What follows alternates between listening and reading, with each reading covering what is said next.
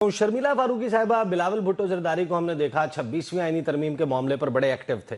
Peoples party ने ownership ली उस political situation की कि हम ये करवाएंगे। बिलावल भुट्टो जरदारी मीटिंग्स कर रहे थे, एक सियासी जमात के पास दूसरी, और अब एक बड़ी पॉलिटिकल सिचुएशन हमारे सामने है। अब बिलावल क्योंकि मंजर पर नहीं है, गालिबन वो दोबारा जो है वो बैरून मुल्क चले गए हैं, तो आप इस सारे मामले में बिल्कुल इंडिफरेंस शो करना चाहते हैं। आपने बेइतनाई बरती हुई है कि ये हुकूमत का मुस्लिम लीग नून जाने और पीटीआई जाने, ऐसा ही है? आपने खुद को साइड पर कर लिया है या आपका भी कोई रोल है इस वक्त इस सिचुएशन में?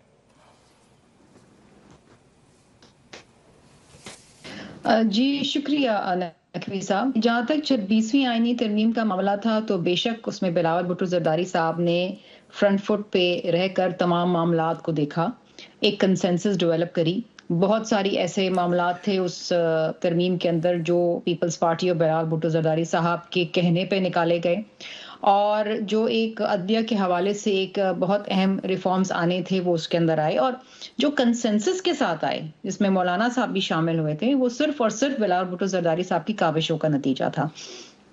अब आ जाते हैं इस धरने के हवाले से। ये धरना is a purely administrative issue. अब ये गवर्नमेंट और अपोजिशन के दरमियान है, ये पार्लियामान का काम नहीं है जिसमें बिलावल भुट्टो साहब इंटरफियर करें।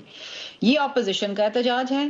दूसरी जानिब जो है वो हुकूमत वक्त है जिसने ना सिर्फ सिक्योरिटी देनी है इस्लामाबाद को, बल्कि ये भी इंश्योर करना है कि जो शुरका आते हैं इस एहतजाज के अंदर वो भी सेफ रहें और बाकी सरकारी गैर सरकारी इमलाक भी सेफ रहे। क्योंकि देखिए पीटीआई की जो सियासत है वो बड़ी जारहाना है। हमने माजी की तमाम जलसों से ये देखा है, और 9 मई का वाकया हमारे सामने है कि गालम गलोच, मार धाड़, तोड़ फोड़ ये चीजें होती हैं। तो हुकूमत वक्त की जिम्मेदारी बहुत अहम है इस वक्त कि ना सिर्फ वो इस्लामाबाद को देखे बल्कि जो वहाँ रहने वाले लोग हैं, सरकारी गैर सरकारी इमारतें हैं, उनकी भी सिक्योरिटी करे। आफ्टर ऑल ये रियासत की जिम्मेदारी होती है। सो अगेन इट्स रियासत वर्सेस द ऑपोजिशन। ये इनका काम है, ये हमारा काम नहीं है। नहीं, लेकिन ये हुकूमत आपके वोटों पर खड़ी हुई है। आपकी पार्टी के लोग बता रहे हैं कि सिचुएशन ये है। नदीम अफजल चंद साहब ने ऑन द रिकॉर्ड कहा है कि उनके हलके से पीपल्स पार्टी के वर्कर्स को इस शुबे में उठा लिया गया कि वो पाकिस्तान तहरीक इंसाफ के वर्कर्स हैं, स्टाम्प देकर उनको हल्फनामे देकर जान छुड़ाई।